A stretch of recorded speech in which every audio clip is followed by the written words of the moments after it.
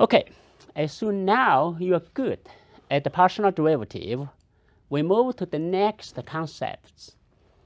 Put all the 2 or 3 partial derivatives together as a vector.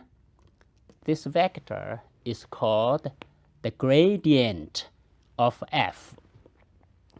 So in mathematics, we use this upside down triangle delta.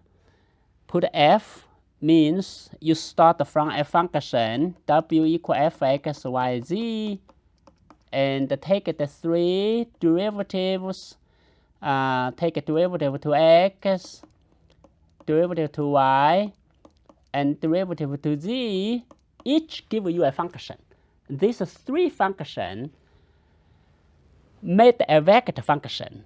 We call it gradient function. This is a gradient function. It's a vector function. If you know what is the x, y, z, let's assume you know the x, y, z is x equal 1, y equal 0, z equal 0.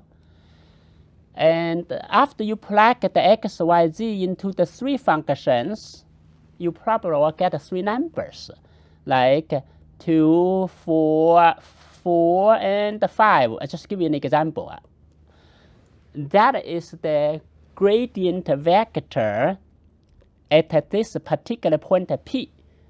If you know the point as number, then of course you get a constant vector. The gradient is the analogical equivalent of derivative of a single variable function. There's a lot of similarities. Let me name 2 of them. The first one, we know in a single variable function y equal fx, in order to find the maximum minimum in Cal 1, what you do?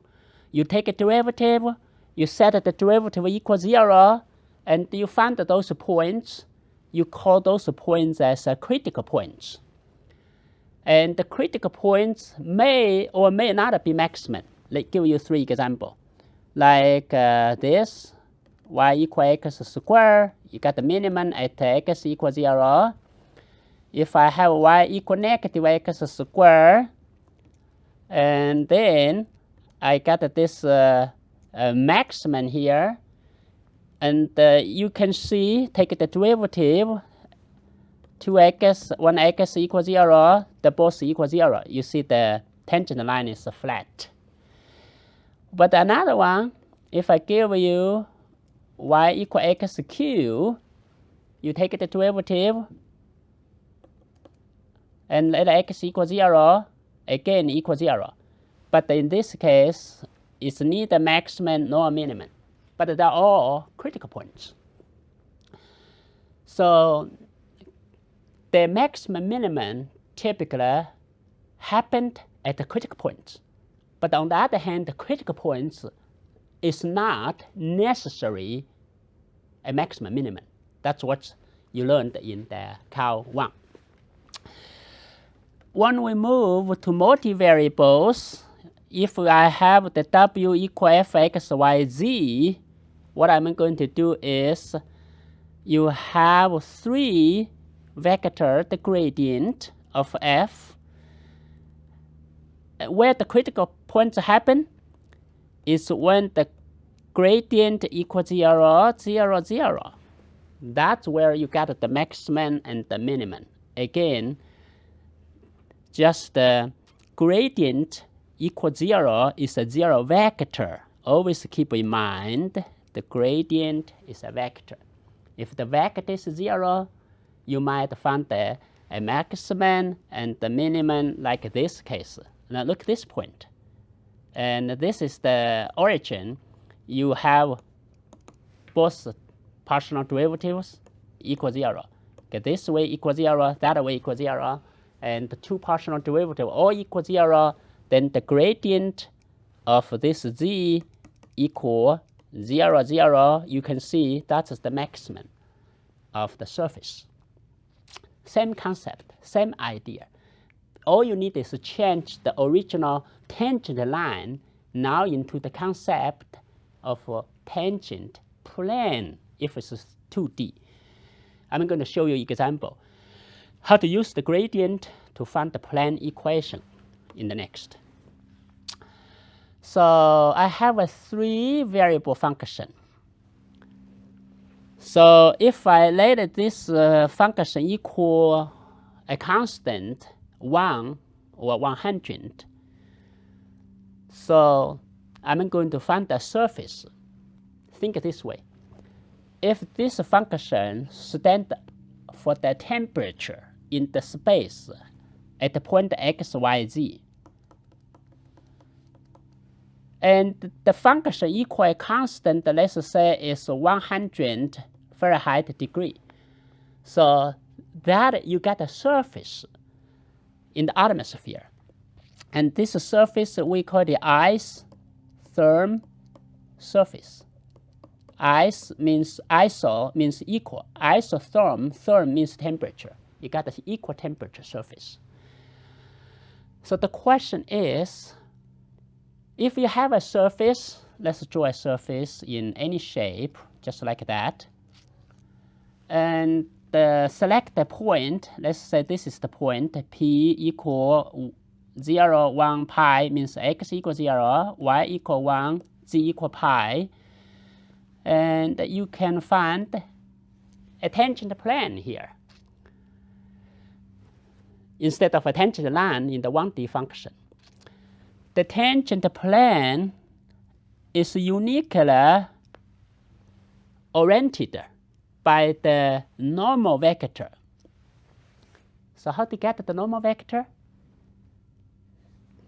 The answer is you write this as f(x, y, z) minus 1 equals 0. This equals w. Then your normal vector n is just the gradient of the function at this particular point, P. That's how we do it. So, easy job, as long as you know how to take a partial derivative. Let's start from the partial derivative. Take the derivative to x. That will be 2 e to the 2x y cubed. Take the derivative to y. X, z are all constants. Then you get the 3 e to the 2x y squared. Take the derivative to z. You get the cosine z. Remember, those are regarded as a constant, temporary. You got the 3 functions put together.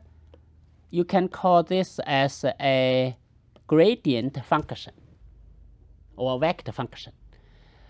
But we concern the point P where the x equal 0, y equal 1, z equal pi. Then you put the P, what you get is a number vector. Let me put it into a column. So x equals 0, e to the 0 is 1, y equal 1, that's 2, and that's 3, z equal pi, cosine pi is -1.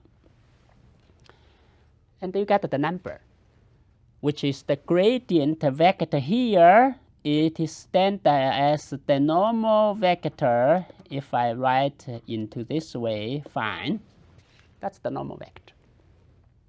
How to write the tangent equations?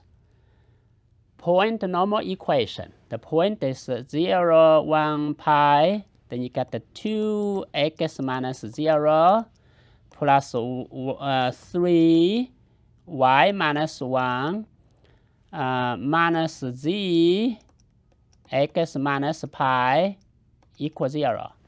That's a plane equation. We talked about this a lot last module. Minus, the z is -1, right? -1. The minus x, z, that's z, I'm sorry. Z equals 2 plus 3 is 5, 5 minus pi, that's it. That's the equation of the plane. So it's not that complicated.